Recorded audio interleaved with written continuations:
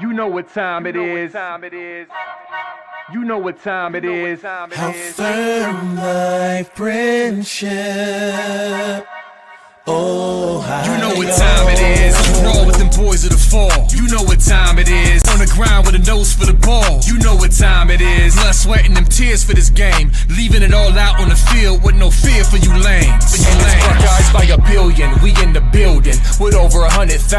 We represent from the uttermost to the public housing. And if we don't play, all wide receivers got your secondary shook, so they cook them like Bobby Flay. Hey, stay out of my way and trust me, cause I know it's OH. Somebody please give this brother an IO. Come on.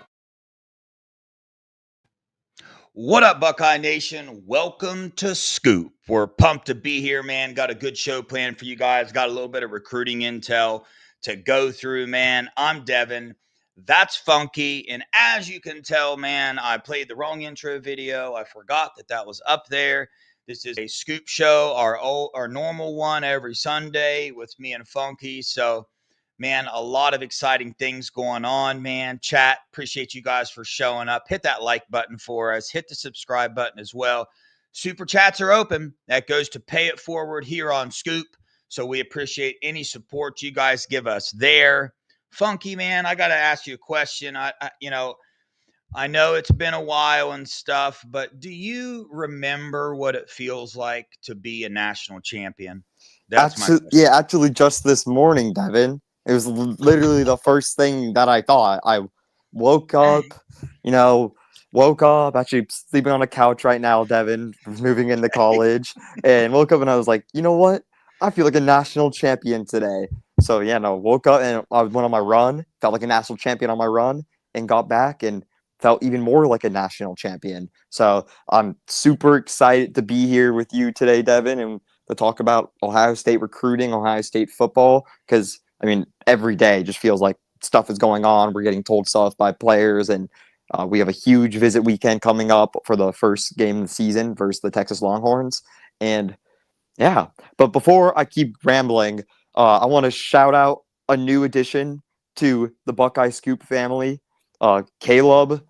He's been doing great work since COVID. He was a writer for multiple other sites, and excited to have him with the family. And he has great work. We've already seen it early on at BuckeyeScoop.com, but just super knowledgeable, great writing skills, and covers all things Ohio State, not just Ohio State football, but Ohio State basketball, Ohio State baseball.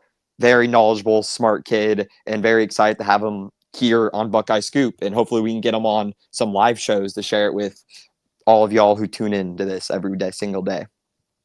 Yeah, man. That's a big deal. Caleb, I've talked to him a little bit on Twitter, always followed his posts on there. And you want to talk about somebody that he builds relationships, right, with the recruits and stuff, has conversations with them like we do at the Buckeye Boys, like we do here on Scoop, man. So saw a couple of his posts earlier. Get on the Scoop message board if you're not on there, man. He's already pumping out 2027 recruiting intel. Real good detail, man. Real good at writing it up. So I'm excited that he is joining the family.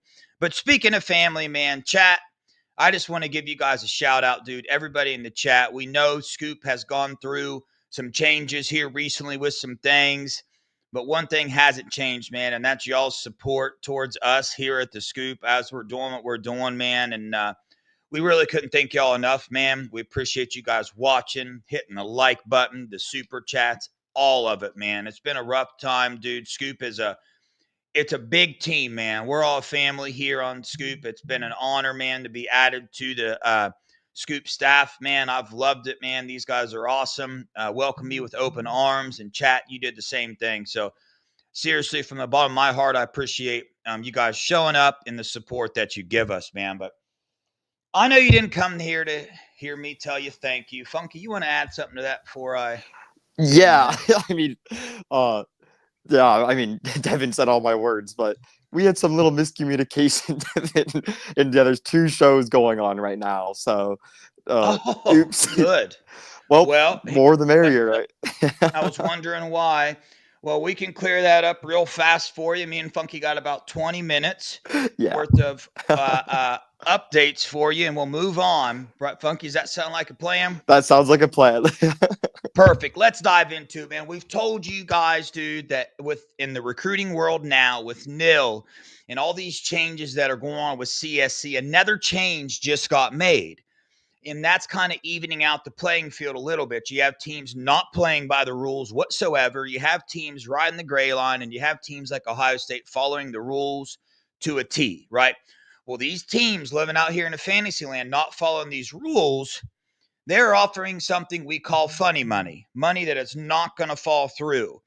And, I have always said that there are going to be some flips, man. There will be more flips in this class than there have been any previous classes. And in particular, it's because of money, man. It's because certain teams, we know who they are offering these recruits things that they don't even know that they can give them. Well, now as it's getting closer to signing day, some of these recruits are getting hip to that. I've spoke to a couple of them, and I know this is going on, man. So some flips are about to happen, man. Now, where Ohio State falls in there, I'm not quite too sure, but I know there will be some movement. It's not a secret. We've said it here on Scoop forever. That is not hearsay. That is not us going with our feeling or our gut. That's known, man.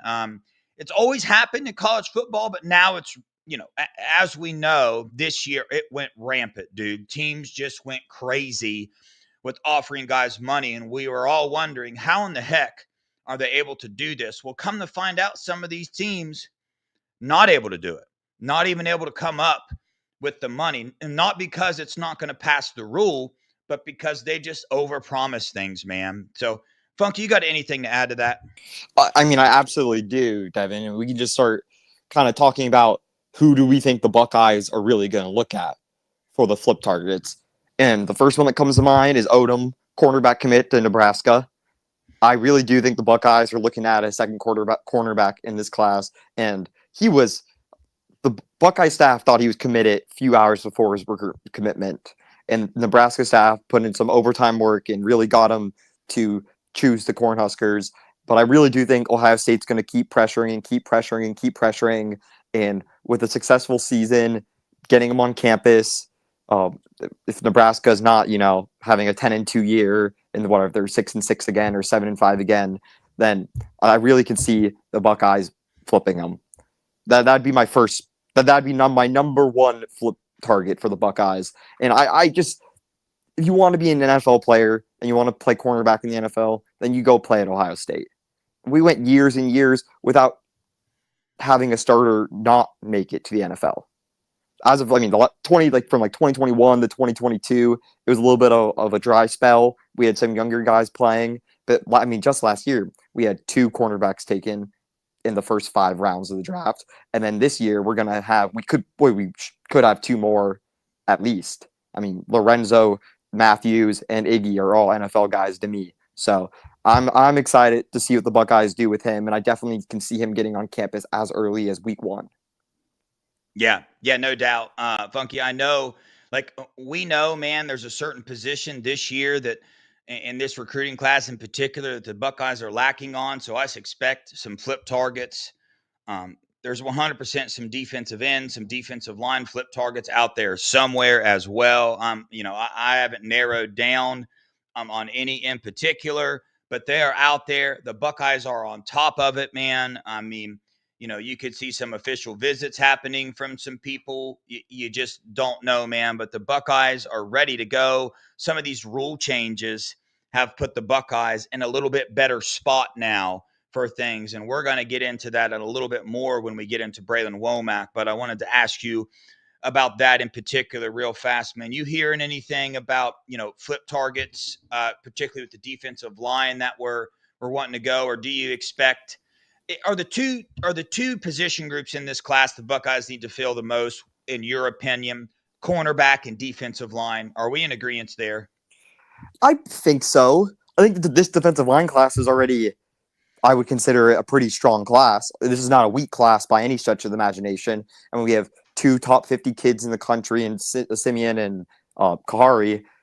So do I think the Buckeyes could look maybe a third top 50 kid on the defensive line? Absolutely. And I do think our eyes are set on the teams with a lot of commitments. And those two teams I'm really looking at are Texas A&M and USC in particular.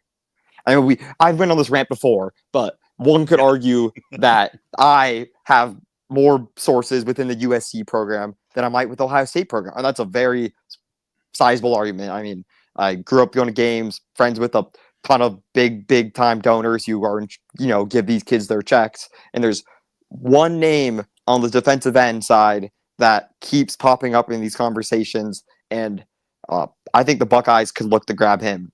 He's a really talented kid. And I think the Buckeyes are looking at, the Buckeyes are looking at the Trojans and are looking at the Aggies to flip some defensive line kids, because there's a lot of talent out there to be poached, and I think the Buckeyes are in the full force of it. And then if those two fall out, then they'll go to the LSU Tigers, because LSU's got a great defensive line class, but man, that's a lot of mouths to feed. So yeah, I can see the Buckeyes swooping in and grabbing some of those leftovers for sure from those teams with some really, really talented defensive line classes. And not leftovers, I shouldn't even say that. These are main course kids that I'm talking about. Yeah, I mean, it's hard. Can't really go in too much right now, but there's some main course kids coming out of, especially, the SEC country and those teams with just a ton of commitments. Because how can you have a roster limit of 85? You can't take 30-person classes. That mathing does not math. So it'll be interesting. And I'm not sweating about the Deuce Gerald's to LSU commitment. That was nothing burr to me. I mean, you saw he went from Ohio State to Georgia to LSU to Oregon to committing to LSU. So I don't give that too much attention, even though Deuce was a great kid, another kid who probably would commit to Ohio State any other year. But, oh well, I really do like our class. But I really do think we're focusing on cornerback for these flip commitments. Yeah, I could see that as well, man. The chat, dude. Let me say one thing about Deuce Gerald's real fast, man. We knew he wasn't going to the Buckeyes. It's something, I told you guys several times on here, like, hey, man, it's not looking too good anymore. But man, like, if you want to ask yourself, man, well, who did we get in his place this year, man? My answer to you is Damari Simeon, who is an underrated individual who has just as high as a ceiling as Deuce Gerald's, in my opinion. You guys will find that out, man. I spoke like that about a particular Buckeye who's on campus now, Epi Satonale, and he's blowing up right now as well. Damari Simeon's going to have that same effect. You guys will see, man. A lot of people in the chat, Grandpa Buck, Blaine Bradford, did I interview him? No, interviewed Braylon Womack. He's a friend of the channel, man. Him and his family are, so we've talked to them quite a bit. But as far as Blaine Bradford goes, I have talked to him before. Man, and the intel I have is that is all literally just clickbait and everything else. I mean, I don't know how many times a kid needs to come out and say that he has shut down his recruitment, because that's what he came out and said. That's what he has done. The guy is a Buckeye, man. Funky, are you hearing anything else there? Or, I mean, people are still pressing this issue. Is there something to it? No, there's nothing to it. He's a Buckeye. And it's kind of ridiculous that they even keep bringing that up, because I mean, it's literally just because of where he lives, which is kind of fair, to be honest with you. That's not like, I wouldn't say that's completely outlandish, because he does live 5 minutes away from Baton Rouge, but also Brian Kelly allegedly killed a kid. So there's a lot of other stuff going on there in that area, and a lot of kids don't like him. I mean, you can look at Jakeem Stewart from last class. He grew up in a similar area and didn't go to LSU. So not too worried about that. Yeah. Or not worried at all. Sorry. Not worried at all about that. It'd be absolutely shocking. My jaw would be on the floor. So that's where I'm standing right now. Could it happen? I mean, anything could happen. I could freaking become a 6'5" superstar. So yeah, I guess it's possible. Yeah. Well, on to the next man, on to Braylon Womack. We've talked about him a couple times. Eric said basically, so we will land Womack and that will be the end of the class. No, I don't think so. I think we'll end up with about 24 or 25 commits in this class. Do I know what those are going to be? No. Do I expect one of those guys to be Braylon Womack in this moment right here as we talk? Yes, I do. Friend of the channel, if you haven't seen interviews, go back and watch him, man. The dude has wanted to be a Buckeye forever. Loves the atmosphere, fits the Buckeye mold perfectly. But just to keep it blunt, man, I mean, everybody knows it's out there that, hey, man, what the Buckeyes are doing with NIL compared to other teams, was the holdup here in this recruitment as well. The Buckeyes are not going to overpay for recruits. They're not going to do what some of these desperate teams are doing. And it has come out that the top two, Ohio State and Auburn, I would have told you it was Ohio State and Florida. And, you know, I still want to stand strong to that. But from what I'm reading off of message boards, the Florida message board and the Auburn message board, yeah, I think it could be Ohio State and Auburn. But I know Ohio State's still standing pretty strong in a good spot. And I think some of these rule changes that have recently been made where the Buckeyes can now incorporate collectives into some of their deals, that's going to give them the opportunity to juice up some of these deals, and this one in particular. So I'm still feeling good. But if you want an update, a week before he commits, him and his dad will be on this show, and we will be interviewing him. So take that for what it's worth to you guys. He's going to be coming on our show and giving us an update before he commits. But man, I hope we land Braylon Womack. And, you know, from my sources where we stand, we are still in a good spot. But listen, man, I mean, you guys already know what it is. I don't think I need to go into the things that could possibly happen right before. But this guy wants to be a Buckeye bad. Really, really bad. Funky, anything to add to that? Yeah, and him going on the show a week before he commits is a great sign. So I agree with you. I think I would still have my crystal ball on Braylon Womack to Ohio State, but we will know. Trust me, we will tell you. We'll probably know about 7 days prior to his commitment, you know, and we'll let you guys know. But I still think he becomes a Buckeye, and I can see Ohio State, you know, maybe getting 1 or 2 flips, Braylon, and then getting some late bloomers in the cycle. There always is late bloomers, guys. There always is. There's always guys that are 3 stars right now who end up being top 150 kids, top 200 kids by the time the class ends. Happens every year. So I definitely see the Buckeyes doing that. I mean, you saw last year we had 2, you could argue 2 of our best freshmen on the team, minus, you know, the 5-star kids, are Epi and Turbo Rogers, who are kids we didn't get until signing day, was it? So it was late, yeah. Super late. So that's it will be a good class. It already is a good class, and it's going to be a, you know, good. I don't see any of these kids flipping. Let's just say that. Caden Dixon Wyatt smoke, I don't think that's a real thing. I'm not sure who else is. I'm not sure who else is really in flip watch. So I'd be shocked if any of our guys flipped. And I think we add, you know, 3-4 more. We end up with 25, 26 kids, like a normal class that we usually have. Yeah, and our average is looking great. Thanks for bringing that up. We're still 5th on average on 247, and that's a great class. We're literally playing with a hard budget because someone wrote a good article about this today, and I saw it, that we're not here to pay. Oh, no, it was the helping technician. Yeah, kudos to him. We had a great piece today on the board. Ohio State isn't here to pay development kids. We're here to pay players that, you know, can make impacts now.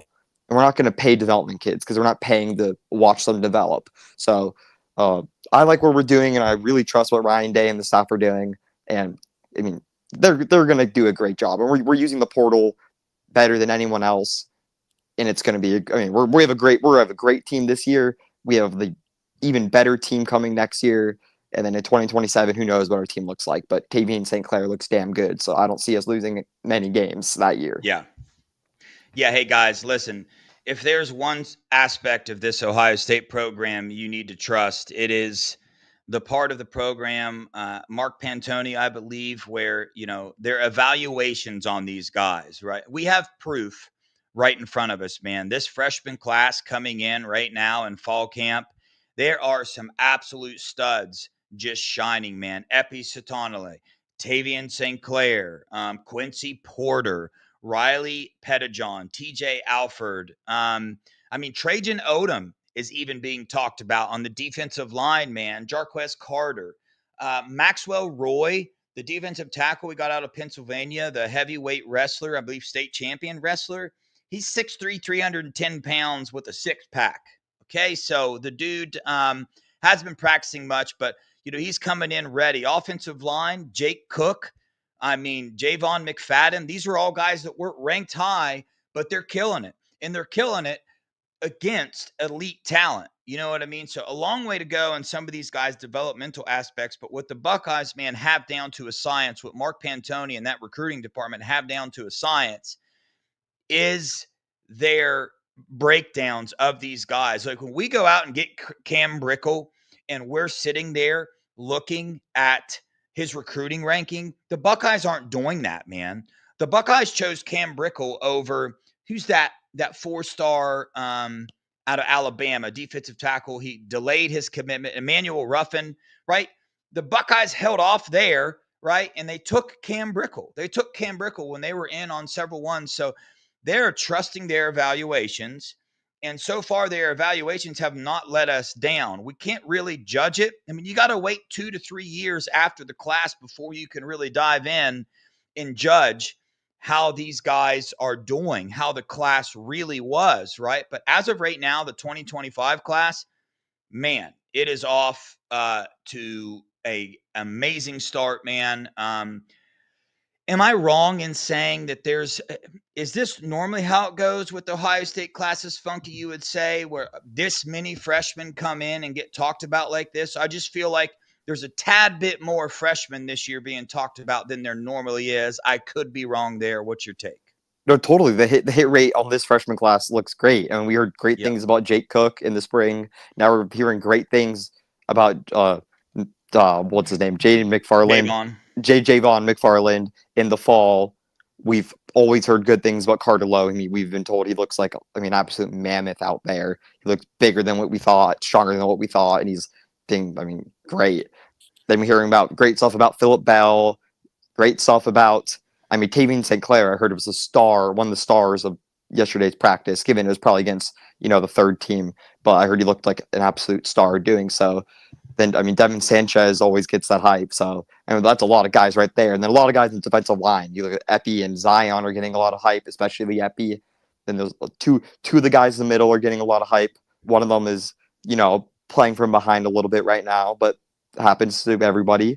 But yeah, a lot of kids showing out. And, it's a great class. Fahim Deline was one of my favorite kids in the class. And anyone in the Ohio State staff you would talk to about him, they're like, man, he's arguably our best kid in the class, or behind, Devin and Tavian, because Devin and Tavian are different. Those kids are top 5 NFL draft picks, but Fahim Deline was right there. So I'm going to butcher his name a lot. And Fahim Delane. Fahim Delane, sorry. Oh my God. I'm going to get, And it's Javon McFadden. Oh my God. You said JJ McFarland. Oh Lord. I love it, bro. That's all right. They know what you're talking about. I know who I'm talking about too. I promise. It's just names, me and names do not go together. Yeah. But yeah, it's definitely seems like it's more. Could that just be because we are going more in depth and we're having more guys at practice and more guys giving us good information? Sure. But we'll see. We'll see on game day. We'll see next year. That's really what we can really see. We could just be. We won't know until the bullets are flying. That's when you know. That's when you correct. Know. Yeah. Well, even if you look at the 24 class, man, you got Eric Menson, Dominic Kirks, those guys. Eric Menson was ranked outside the top 1,000, and he is literally catching buzz inside the Woody. So again, won't know for sure, like Funky said, until it's time to put the money where your mouth is, right? Get on the field and do the thing. But right now, it seems like they're developing above their ranking, right? For those people that, focus on that, man. We got a super chat, shorter show tonight because we had a little mishap, man. We're going to get off here and let Nevada and B Moses do their thing. But Mike Green with the $4.99. I'm going to read this, but I might break your heart, Mike. Dev, you heard it from me first. Philip Bell is going to take someone's spot this year. Dude is a dog. Nobody's talking about him. Mike Green, I don't think he's taking anybody's spot this year. But what I will say about Philip Bell, I don't know if anybody remembers, Funky. I don't know if you remember, but he used to be a 5-star kid. The number 1 ranked receiver in the class. Okay, so Mike, the dude is a dog. He's not being talked about near enough. You saw it in the spring game, him showing up and showing out. He was one of those, political drop his rankings. He committed to the Buckeyes, didn't go to some camps they wanted him to go to, so they tanked his ranking. But he was the you don't go from the number one receiver to out of the top 20 receivers. That doesn't explain to me how that happens, Funky. You know what I mean? It doesn't. And I know this kid. He grew up in my backyard. I mean, Mission Viejo High School, literally in my backyard. Trust me, I've seen this kid play. Yeah, trust me. The same high school that the quarterback commit this year, Luke Valle, is going to right now, and they're an elite passing offense. That's what they're known. They've won the passing tournament in Southern California back-to-back years. That's better than Mater Dei, better than St. John Bosco. So they're legit a passing threat school, and Philip Bell's a dog. He's dealing with, from what I heard, he was dealing with some injuries yesterday, maybe some other stuff that we don't fully know about, so I'm not going to go into it too much, but he's a dog, and I've known that. Literally grew up in my backyard. I've been seeing this kid play since I could remember. We're about the same age and, same class. So definitely got to watch him. Or actually, no, not same class. I'm a year older than he is. But yeah, seems like the same class because, they overlap a lot. But, great kid, and excited to watch him be a Buckeye. I mean, there's so much talent in the wide receiver room. We never will have to go to the portal for wide receivers. That just will never happen. Like, it's just ridiculous. No. Like, we'll have 4 guys on the roster every year that could be on really NFL rosters, if we're being honest. So, and 4 guys that'd probably be wide receiver 1 or 2 on every single team in college football, and probably 1 on 80% of them. So, that's the thing that people don't really understand. It's like, I see these wide receiver rankings. If you think any of those guys on those wide receiver rankings that anyone posts about the Big Ten or college football in general, let's just center in the Big Ten. And you think anyone that would play for us that's outside Ohio State, you're wrong. I'm sorry. Those kids would be 5th string receivers at Ohio State. So if you're 1-2, no, I'm serious. I'm not trying to sound biased. I'm being serious. People are never going to, you can't realize that because they don't really realize what we have here until you look back at it and you're like, wow, they're all 1st round picks. Where was this guy taken? Oh, not the 1st round. Because if you really look at this year's Ohio State team, I mean, J.J. Smith and Cardinal Tate are the best 2 wide receivers in the Big Ten. Brandon Inniss is probably, 4th or 5th. I can only think of maybe 1 or 2 kids better than him. And you look at Mylan Graham, and he's right there with Brandon. So, yeah, but people don't really get that. But, yeah, great show today, David. Yeah. No, yeah, the Philip Bell thing, man. Listen, dude, the thing about these recruiting services, right, is let's just say, I can't remember whether it was On3 or 247, but I know for a fact Philip Bell was ranked the number 1 wide receiver. On both of those, on 247, they have him as the 42nd receiver, and on On3, they have him as the 28th. Okay, so I just want to kind of show you guys the discrepancies that happen inside of, these things. But, yeah, man, great show. Hopefully you guys enjoyed the little updates we got for you, man. Expect some flips. I would expect about 24, 25 recruits in this Buckeye class, man. Stay tuned for Braylon Womack. What I meant to mention, Funky, is this Caden Dixon Wyatt stuff. His mom is coming on the show for sure, by the way, this Thursday, and she's going to give Buckeye Nation a message about the super chat thing. There's a super chat, Devin. I see. You saw it? Okay, yeah. Yeah. Just want to make sure I don't miss it. And she's going to let you guys know how she feels about Con 3 as well, because Con 3 is the one that started this. Caden is going to flip thing. So hey, let's hear it. Oh boy, I'm excited. She is going, and she's got the inside on it. Oh yeah, she is not afraid to tell you exactly. Your guys' jaw will drop when you hear the stuff that she's about to say on this show. Hey, so I'm sure she talks to a good source in his recruitment for sure. So yeah, I'm sure she's got the goods. You haven't even told me this yet, Devin. So now I'm gonna be tuning in. I'm gonna be. Yeah. I'll tell you afterwards. It's wild, bro. But yeah, Mike Green, thanks again for the $1.99. Dev, I'm saying this because he is in every highlight. Mike, I agree, man. It's just the room is so loaded that the only part of your comment that I don't agree with is that he's going to take – now, I could see him taking somebody's spot in the 2 deep or something like that. But as far as taking a starting role, the roster's too loaded for that. But, Mike, you hit the nail on the head with that super chat by bringing up Philip Bell, because he is wildly underranked because who knows why. But I think Mike Green's convincing me to put an anytime touchdown bet on Philip Bell in the Grambling game. Yeah. Maybe Philip Bell sees end zone versus Grambling. We're up 70. Kavian St. Clair to Philip Bell, 70-yard touchdown pass. You saw their connection in the spring game, man. That touchdown he had in the spring game, that was a hard catch. That was a big time catch, diving into the back of the end zone.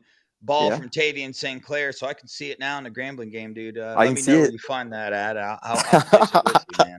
But, yeah, Mike Green better place it with us. A group play.